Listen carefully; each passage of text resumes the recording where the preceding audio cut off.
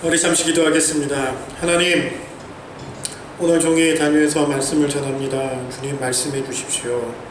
주님이 말씀해 주십시오. 종의 말은 감춰 주시고 하나님이 하시고자 하는 말씀을 이 시간 전하여 주시옵소서. 듣는 성도들의 마음을 축복하시고 그 성도들이 이 말씀 속에 하나님의 음성을 발견할 수 있도록 주님 은혜 베풀어 주시옵소서. 예수님의 이름으로 기도드렸습니다. 아멘. 여러분 사랑하고 주님의 사랑과 축복이 여러분과 함께 하여 주시기를 바랍니다. 오늘 고난주간의 복이라 시리즈를 잠시 멈추고 고난주간과 부활주간에는 절기에 맞는 말씀을 전하고 있는데, 오늘 고난주간에 여러분과 같이 나누고 싶은 말씀의 제목은 내 안의 눈물을 회복하라 라는 제목의 말씀입니다. 우리 주님이 오늘 말씀은 십자가에 달려 돌아가시기 위해서 로마 군인들의 발에 짓밟히고 발에 채이고 채찍에 맞으면서 이리 비틀 저리 비틀 하며 그 높은 골고다 황무한 곳에 올라가고 있습니다. 예수님의 주변에는 사람들이 모여서 주님을 구경하고 어떤 사람은 피웃고 조롱하며 한번 능력이 있으면 살아나 봐라 이렇게 쳐다보고 있는 무리들 가운데, 군중들 가운데 주님이 한 걸음 한 걸음 올라가고 있습니다. 그런데 주님이 그렇게 가고 있는 그곳에 주님이 힘들어하고 주님이 고통 가운데 있을 때 여인들이 찾아와서 주님을 향해 같이 눈물 흘리며 같이 아파합니다. 저는 이 여인들의 마음이 참 느껴집니다. 주님이 얼마나 고통스러웠으면, 그 모습이 얼마나 처참했으면 안타까워하는 그 주님을 바라보며 여인들이 눈물을 흘릴 때 그 눈물이 얼마나 주님께 위로가 됐을까, 저는 개인적으로 이런 생각을 해봅니다. 우리 주님도 같이 아파해주고 같이 울어주는 그 여인들의 눈물에 위로가 되었고 힘이 되었을 거라 저는 이렇게 생각합니다. 십자가에 가는 길에 모든 사람이 조롱만 하는 것이 아니라 그 십자가의 길에서 같이 울어줬던 여인들이 있어서 그나마 위로가 됩니다. 그런데 우리 주님이 그 울고 있는 여인들을 집중하시면서 울고 있는 여인들을 향해서 이렇게 말씀하셨다는 것이 오늘 말씀의 요지입니다. 나를 위해서 울지 말고 너를 위해서 울어라. 나를 두고 울지 말고 너희 자녀를 두고 울어라 라는 말씀입니다. 쉽게 말하면 너희가 너희 자신을 위해서 울어라 라는 말씀을 하셨다는 건데, 운다는 것이 어떤 의미가 있을까요? 눈물이 어떤 의미가 있을까요? 주님은 왜 우리 자신을 위해서 울라고 하셨을까요? 눈물이 어떤 의미가 있길래 주님은 우리에게 눈물을 가지고 너희 자신을 위해서 울라고 말씀하셨는지 오늘 말씀을 생각해 보려고 합니다. 여러분, 눈물은 의미가 있습니다. 의미 없는 눈물은 없습니다.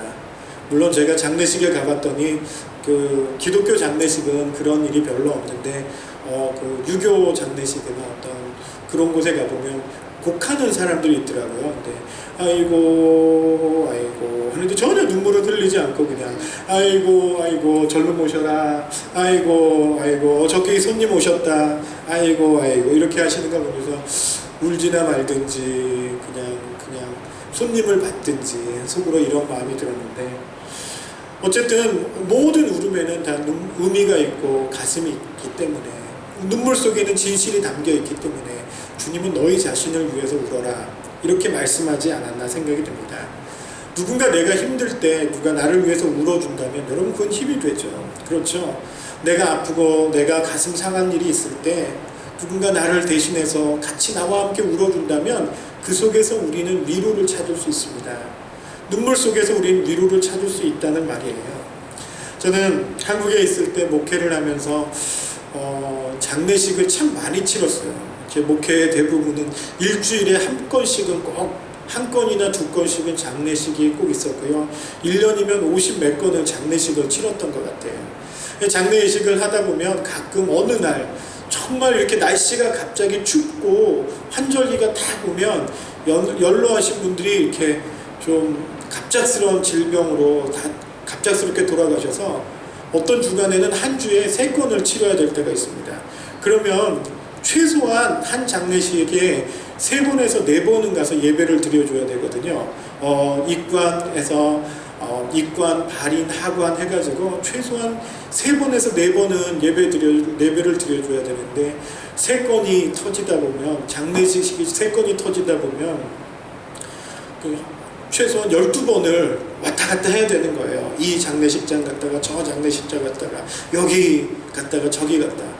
그러다 보면 정말 죄송하게도 장례식장 가서 목사가 정말 가슴 아파해주고 위로를 해줘야 되는데 너무 지치다 보니까 제가 형식에 따른 정말 예배를 위한 예배, 장례식을 위한 장례식을 드리고 있는 내 자신을 발견하면서 너무 죄송할 때가 있어요.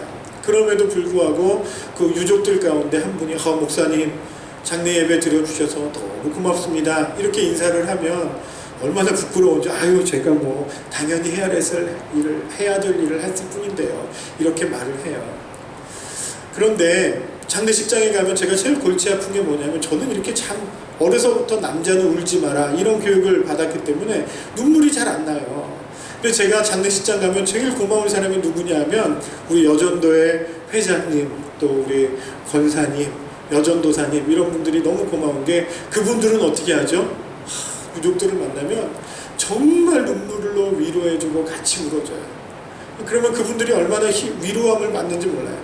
근데 저는 정말 같이 울어주고 싶은데 눈물이 잘 안 나오니까 그냥 얼굴 표정만 이렇게 침통한 표정을 짓고 있는데 정말 곤욕스러울 때가 있습니다.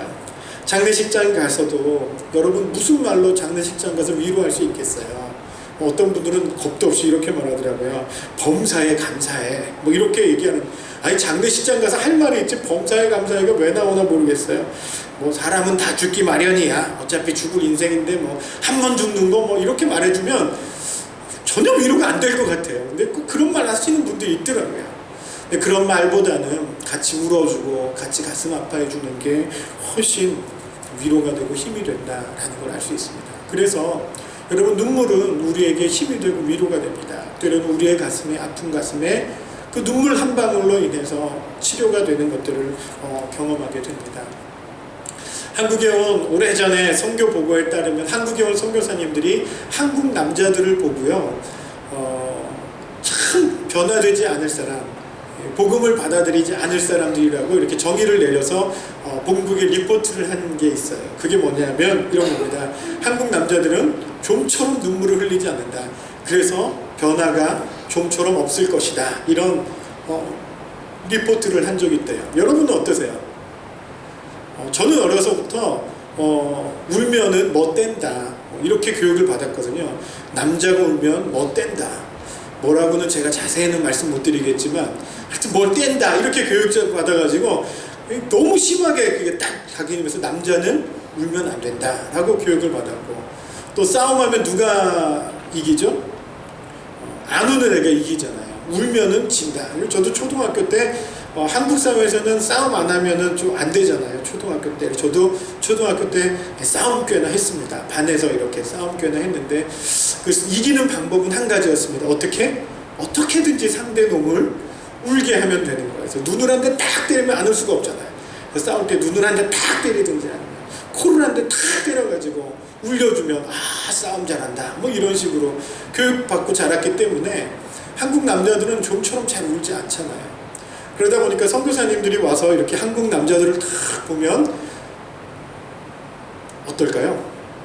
무섭죠. 뭐 이렇게 얼굴에 표정도 없고 예배드리러 예배당 왔는데도 전혀 감정의 표현도 없고 변화가 없는 그분들, 선교사님들이 아마 벽을 느끼지 않았을까 이런 생각을 해요. 그러다 보니까 리포트를 했는데 한국 남자들은 좀처럼 변화되지 않을 것이다 이렇게 리포트를 한 거예요. 이유가 뭐냐? 한국의 예를 하나 들었는데 한국에 양반이 있는데 선비인데 너무 가난한 거예요. 선비가 너무너무 가난한데 앉아서 무엇만 하죠? 앉아서 아랫목에 앉아가지고 사시사철 똑같은 책을 그냥 보고 또 보고 또 보고 합니다.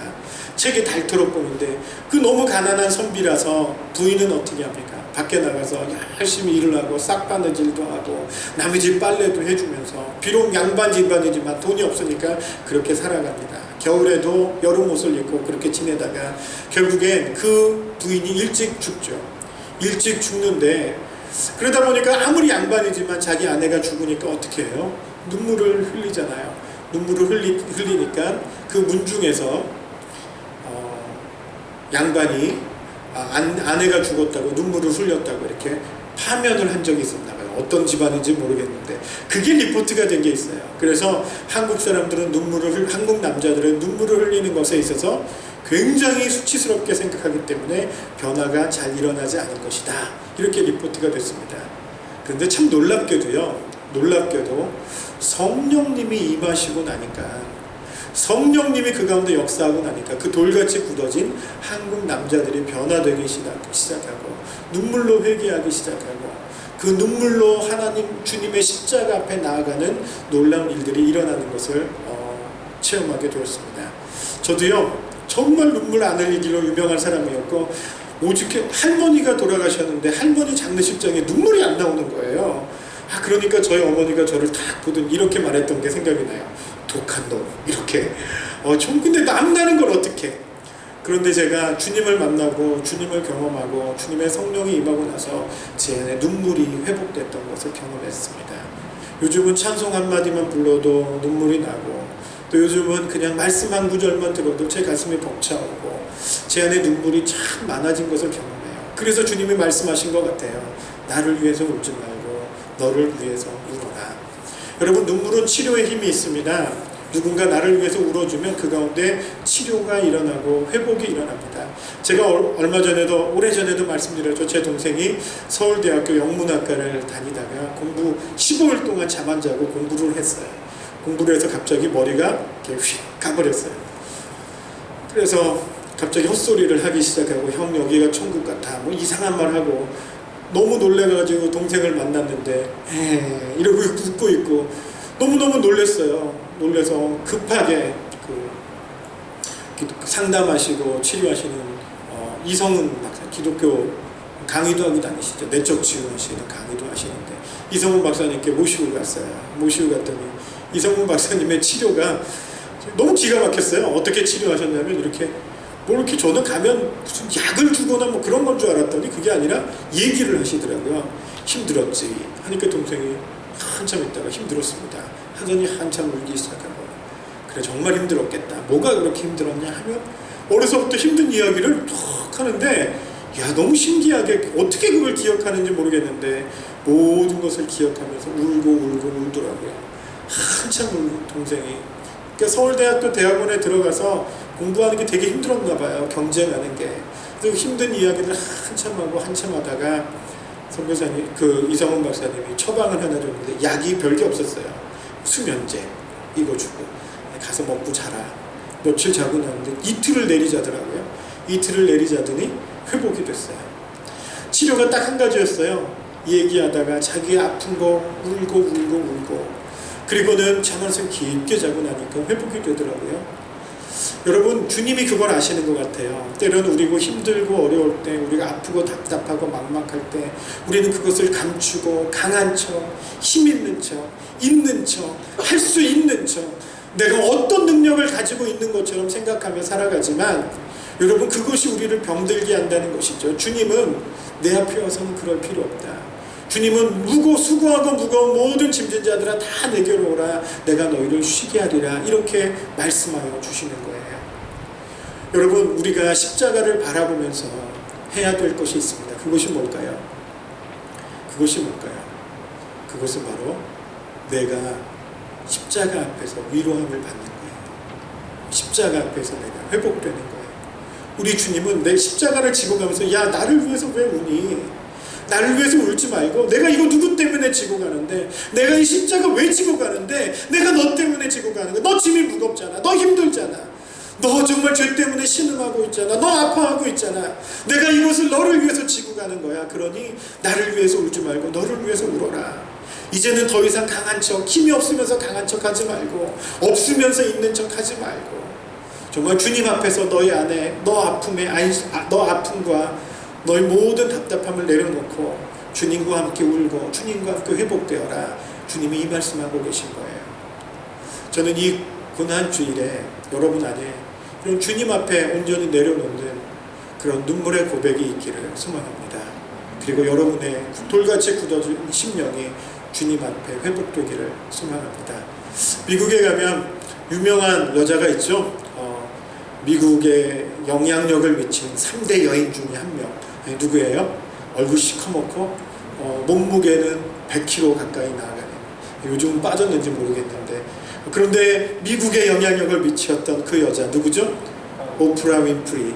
그 오프라 윈프리가 제가 시드니 있을 때 시드니에 온 적이 있는데, 그때 뉴스에 보니까 오페라 하우스를 이렇게 막고요, 사람들이 막 몰려들고 엄청난 인기더라고요. 아니, 저 흑인 여자가 보니까 우리 아내보다도 못생겼는데 어떻게 저렇게 인기가 있을까? 그 오프라 윈프리의 인기가 어디서 온 줄 아세요? 별거 없었어요. 그냥 토크쇼를 진행하는데 토크쇼에 온 사람이 너무너무 아파해요. 그러면 같이 아파하고 너무너무 슬퍼하면 같이 크게 통곡해서 울어주고, 저 기쁜 일이, 웃은 일이 있으면 막 박수치면서 같이 웃어주고, 같이 울어주고, 같이 아파하고, 같이 화내고, 화내는 일이 있으면 더 화를 내면서 어떻게 그런 일이 있냐고 화를 내주는데, 그걸 보는 사람들이 위로를 받는 거예요. 누가 나와 함께 같이 울어주고, 누가 나와 같이 함께 슬퍼해주고, 누가 나와 함께 같이 화내주고, 내 심령을 이해해주고, 나와 함께 울어주는 사람이 있다면 그곳에서 위로를 받고 치료를 받으면서 그 영향력이 일어났던 것입니다. 여러분, 근데 여러분의 삶에 그런 분이 계십니다. 여러분과 함께 울고, 여러분과 함께 웃고, 여러분과 함께 같이 아프면 같이 아파하고, 여러분과 같이 희망을 주고, 여러분에게 새 힘을 주려고 하시는 그분이 여러분에게 계십니다. 그분이 무엇일까요? 그분이 누구일까요? 바로 십자가를 지고 가시던 우리 주님입니다. 내가 왜 곧 십자가를 지는데, 내가 지는 것은 이게 나 때문에 지는 게 아니라 너의 그 무거운 짐 때문에 지고 가는 것이란다. 너의 죄짐 때문에, 너의 삶의 무게 때문에. 여러분, 그래서 주님은 십자가에서 이렇게 말합니다. 첫째, 나를 위해서 울지 말고 너를 위해서 울어라. 나를 위해서 어떤 눈물이 필요할까요? 여러분, 우리 안에 감격의 눈물이 어느덧 사라지지 않았습니까? 이런 감사의 눈물이 사라지지 않았습니까? 저는 여러분 안에 이런 감사의 눈물이 회복될 수 있기를 주님의 이름으로 축원합니다. 정말 우리 안에 어느 날부터 감격의 눈물이 사라졌다면 그 은혜의 감격이 회복되길 원하는데, 그리고 마틴 루터가 하루는 유명한 일화가 있잖아요. 설교 준비를, 말씀 준비를 하는데 말씀 준비하다가 막 우는 거예요. 우니까 그 마틴 루터의 종교개혁했던 마틴 루터의 사모님이 딱 오더니, 오늘 왜 울고 계십니까? 보통 우니까 너무 은혜 받아서 우는 줄 알고 왜 우십니까? 라고 했더니 루터가 이런 말을 했다고 하잖아요. 오늘은 십자가를 생각했는데도 내 안에 감격이 없어. 그래서 내가 오늘 울고 있어. 여러분, 우리 안에 십자가의 감격이 사라지고 주님의 은혜의 감격이 사라지면 우리는 눈물로 그것을 회복해야 될 줄로 믿습니다. 아멘. 여러분, 정말 우리가 은혜를 잃어버리고 은혜의 눈물이 사라지고 감격의 눈물이 사라지면 여러분, 우리는 드라이한 신앙생활을 할 수밖에 없습니다. 저는 여러분 앞에 이런 감격의 눈물이 회복될 수 있기를 바랍니다. 회개의 눈물이 회복될 수 있기를 바랍니다. 여러분, 여러분이 죄 가운데 있는데도 그냥 그저 그렇게 살아가는 것이 아니라 죄를 짓고 있는 내 자신에 대해서 탄식의 눈물이 우리에게 있어야 하는 것 아닐까요? 십자가 앞에서 흘려야 될 눈물, 십자가를 지고 가시는 주님을 보면서 흘려야 될 눈물이 어떤 눈물일까요? 우리는 이런 눈물을 흘립니다. 고난주간이 되면요, 우리 주님 왜 이렇게 불쌍해서 어떡하나. 주님 불쌍하대요. 패션 오브 크라이스트, 저는 패션 오브 크라이스트를 아직도 다 못 봤어요. 정직하게 말하면 너무 아파서, 너무 아프게 만들었어요. 너무 아프게. 주님의 고통, 그 고난을 바라보면서 우리는 자꾸 누구를 불쌍하게 생각해요. 오늘 여인들처럼 예수님 불쌍해서 어떡하나, 예수님 불쌍해서 어떡하나, 그 고통스러운 십자가 어떻게 주님 불쌍해서. 근데 지금 주님이 원하시는 건 뭐겠어요? 나를 불쌍하게 여기지 말고 누구를 불쌍하게 여기라는, 너 자신을 좀 불쌍하게 여겨라. 죽어가는 네 영혼을 불쌍하게 여겨라. 정말 죄 가운데서 신음하고 있는 네 영혼을 불쌍하게 여겨라. 아직도 회복되어지지 않고 있는 너의 영혼을 불쌍하게 여기지 못한다면 네가 흘리는 어떤 눈물도 의미가 없는 것이다. 오늘 그 말씀하고 있는 거예요. 여러분, 이 고난주간에 십자가를 보면서 여러분이 회복되어야 될 눈물이 있다는 것을 여러분 잊고 계시지 않습니까? 죄 가운데 신음하고 있는 내 영혼을 향해서 눈물을 흘리고, 여러분 또 다른 눈물이 우리에게 성경에 등장하는데 그것이 무엇일까요? 애통의 눈물이라고 말합니다. 애통이 뭐예요?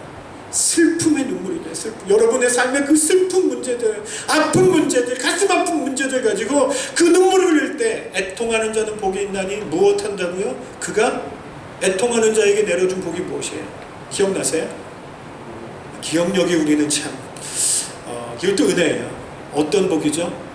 위로를 받을 것이며.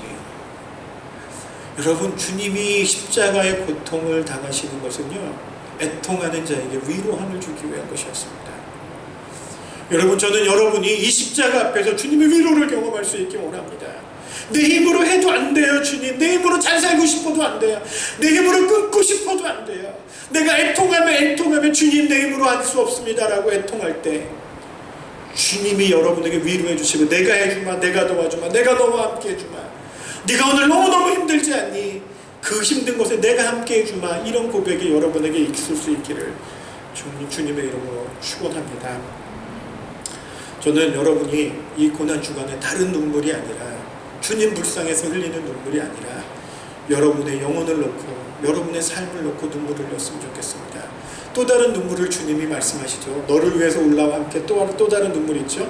그게 뭐죠? 너의 자녀를 위해서 울어라.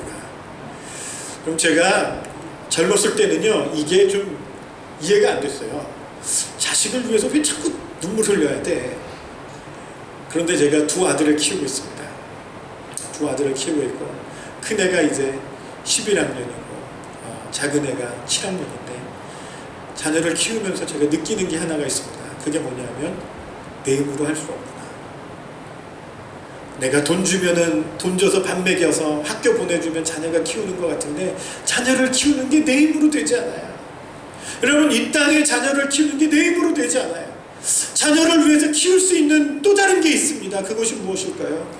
부모의 눈물의 기도, 눈물로 기도해 주는 것. 여러분, 그것이 이 고난 중간에 필요하다는 거죠. 너희 자녀를 위해서 기도. 여러분의 자녀가, 우리가 그냥 돈 몇 개 주고 학교 잘 보내줘서 과외시켜줘서 우리 자녀가 잘 클 거라고 생각하십니까? 여러분, 그렇게 생각하신다면 큰 오산이죠. 우리 자녀를 바르게 키울 수 있는 것은 그 자녀를 향해서 눈물로 기도할 줄 아는 부모의 기도, 그것이 필요하다는 것입니다. 저는 여러분에게 이 고난 주간에 그런 눈물의 기도가 회복될 수 있기를 주님의 이름으로 축원합니다. 여러분, 눈물이 메마르면 신앙이 감동이 없어요. 그 아람 속담에 이런 게 있답니다. 항상 햇빛만 나면 너는 사막이 된다라는 말이 있습니다. 항상 햇빛만 나면 거기에 무엇이 있어야 되죠? 비가 있어야 돼요. 내 삶에도 항상 쾌청하기만 하면 좋을 것 같지만 아니요, 때로는 내 삶에 나를 돌아보며 내 자녀를 돌아보며 흘리는 눈물이 있어야 한다는 것 여러분 잊지 마시기 바랍니다. 토마스 왓슨이라는 사람은 눈물의 골짜기를 지나야 낙원이 나타나고 스펄전은 천국은 메마른 눈으로는 들어갈 수 없다라고 이야기하고 있습니다. 여러분의 삶에 이런 눈물이 회복될 수 있기를 바랍니다. 여러분의 자녀를 위해 흘리는 눈물이 이 고난주간에 있기를 원합니다. 이 고난주간 지나고 부활절 새벽, 토요일 새벽에 여러분이 자녀들과 함께 꼭 나오기를 소망하는 것, 여러분 자녀들을 위해서 눈물로 기도하는 것을 자녀들에게 보여주세요. 자녀들을 품에 안고 기도하고 자녀들에게 축복하며 기도하고, 그래서 이번 부활절에는요 특별히 자녀들을 위해서 기도하는 시간을 가지려고 합니다.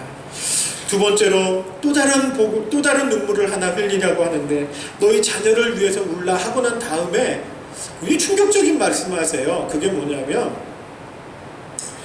너희 중에 이런 말씀이 등장하는데 그게 뭐냐, 차라리 산이 나에게 덮었으면 좋겠다, 산들이 나를 덮어버렸으면 좋겠다 하는 고통스러운 날이 올 것이기 때문에 너를 그것을 위해 눈물로 기도하라고 말합니다. 지금 이게 무슨 상황을 얘기하고 있냐면, 예수님이 그 예루살렘에서 예수님을 불쌍하게 여기며 울고 있는 여인들을 향해서 한 말이 어떤 배경을 가지고 있냐면, 앞으로 이 AD 70년에 예루살렘이 완전히 함락당합니다. 어디에 함락당할까요? 로마의 티토 장군에게 함락당하거든요. 근데 그때 여러분 역사에 찾아보면 그 로마의 티토 장군이요, 로마가 무슨 국가죠? 법치 국가잖아요. 법으로 다스리기 때문에 법의 강력함을 보여주는데 법 중에서 가장 강력하게 다스리는 법이 무슨 법일까요? 반역법이거든요. 십자가가 정치범들을 매다는 것인 거 아시죠? 일반 범죄자가 아니에요. 거기에는 아주 그 국가 로마의 법에 대항했던 사람들을 달아서 본보기로 죽이는 게 십자가입니다. 여러분, 그런데 AD 70년에 로마의 티토 장군이 본보기로 예루살렘을 함락해버리는데 그 함락했을 때 그 끔찍함이 이루 말할 수가 없었다는 거예요. 지금 주님이 그걸 말하고 있는 거예요. 앞으로 너희에게 닥칠 시련을 위해서 눈물로 기도해라 라는 거예요. 너희에게 닥칠 환난의 날을 위해서 눈물로 기도하라. 너희에게 닥칠 고난의 날을 위해서 눈물로 기도하라. 이 말입니다. 여러분, 그 눈물의 기도는요, 오늘 우리에게도 필요하지 않을까요? 여러분은 어떻게 생각하십니까? 요즘 살기 편하다고 생각하는데 저는요, 저희 자녀들이 살아야 될 세상이 제가 살았던 삶보다 더 행복할 거다 라고 생각이 드세요? 여러분 어떠세요? 저는 사실 두려워요. 제 자녀들이 저보다 더 행복한 삶을 살 수 있을까 보장이 안 되는 것 같아요. 자녀들의 삶에 닥칠, 우리 자녀들에게 삶에 닥칠, 요즘 정말 끔찍해도 너무 끔찍한 범죄들이, 이제는 뭐 사람 죽었다 하면 뭐 어떻게 죽은 거예요? 그냥 토막. 예전엔 그거 한번 나면 사회적 이슈가 됐는데 이제 죽으면 그냥 토막이에요. 죽으면 토막. 어디에 묻혀졌다는 둥.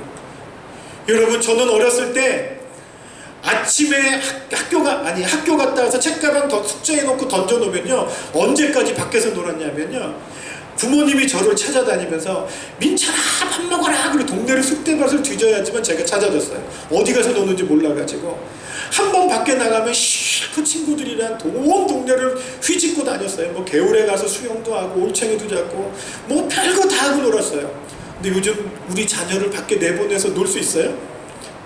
저는 초등학교 2학년 때 1학년 때부터 밖에서만 놀았는데 사실은 중학생이 된 제 큰아들도, 딸도 아닌 제 큰아들도 밖에 가서 마음껏 놀고 와라. 이거 못할 것 같아요. 여러분은 어떠세요? 지금 이게 행복한 세상이에요? 마음껏 뛰놀아라. 이게 안 되는 세상이에요. 마음껏 못 놀아. 마음껏 밖에 나가서 놀면은 무슨 일을 당할지 모르는 세상.